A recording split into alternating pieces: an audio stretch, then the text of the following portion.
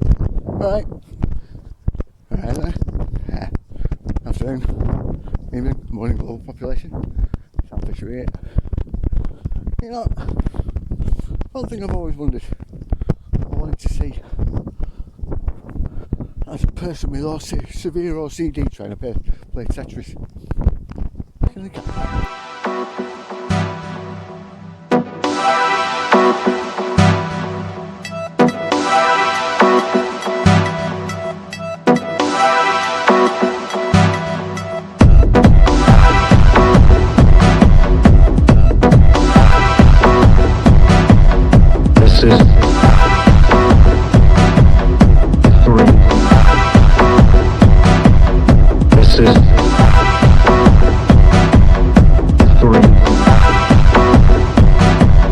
This is disorienting.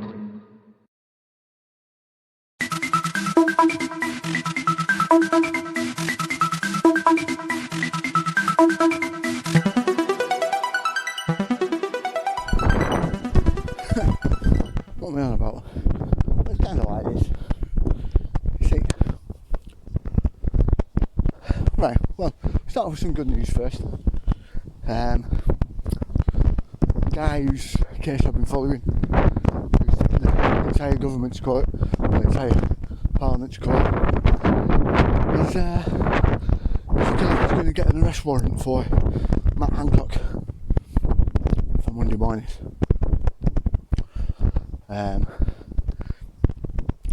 Basically, there's no way out of this.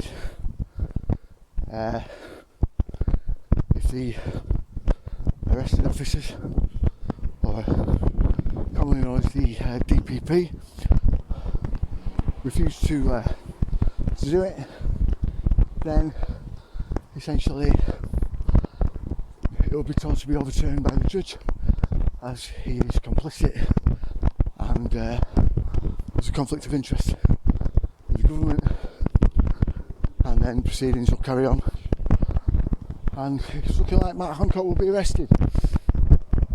Yes! Fantastic. Now, I know it's only one at the minute, but it's a fucking good one, you've got to admit. I mean, there's something about Matt Hancock that has an air of, he's got a more snivelly, more little turd-esque quality about him. I mean, all of them would chuck the nan under a bus if it stayed on skin, and he'll likely do it without any coercion whatsoever. As soon as he realises he's going to go down for a fucking long time, he'll drag everyone else down with him. He is the weakest link, and the best bet to go for, really, I think. What a fucking good idea. So, we then look, twatbag, Hancock, Hancock will sing like a canary, and then we can start bringing all the rest of them in. It's going to take some time, but I think the guy's onto a winner here. Anyway, I had a good feeling about that guy. Michael Binishi is called anyway. If you go to the Binishi website, YouTube channel, there's a regular podcast on there. I highly recommend going to see it. So yeah, Monday, Hancock arrested. Brilliant. Anyway.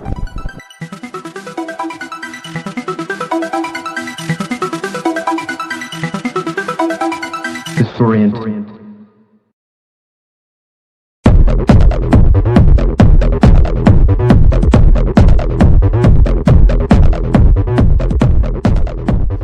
Well, I guess there's a bizarre story. It's just like my wanting to give someone severe OCD a game of Tetris to see what they do.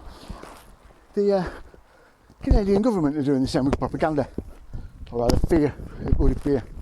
I'm rhyming again. God, I'm on it today, aren't I? Anyway, what do I mean? Well, it appears in Nova Scotia, a letter where it started going around to quite a few residents talking about wolves being loose in the area, and to be on guard, and to always be vigilant, you know what I mean, and to fear that little huge dog like thing that was stalking the woods.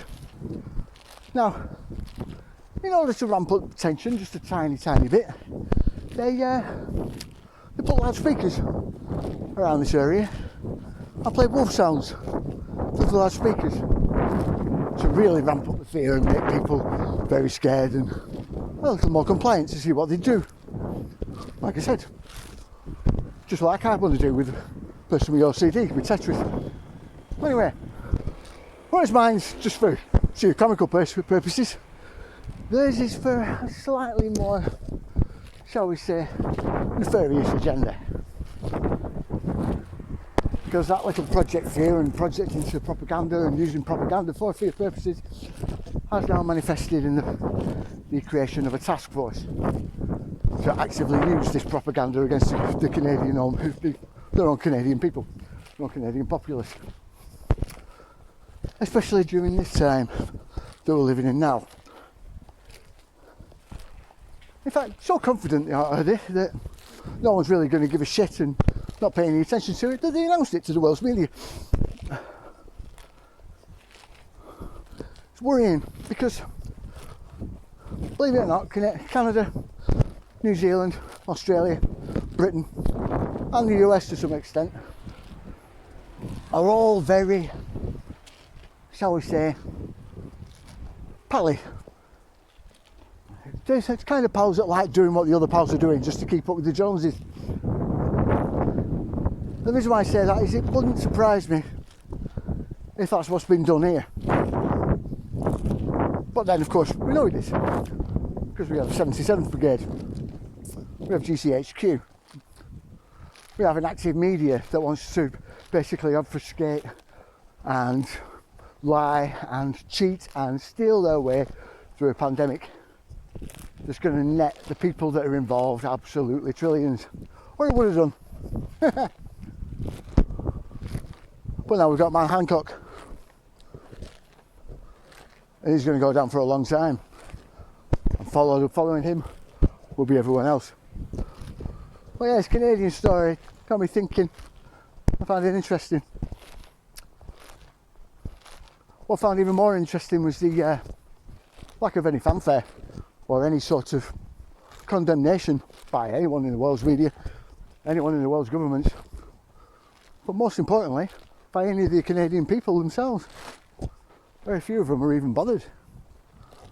Quite like being brainwashed, apparently. Poor fuckers. Anyway, like, share, subscribe, know the drill.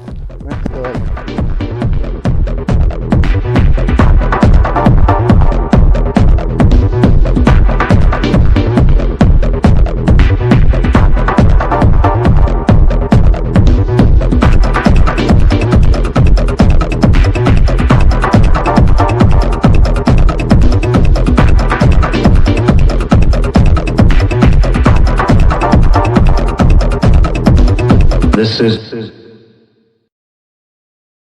disorienting.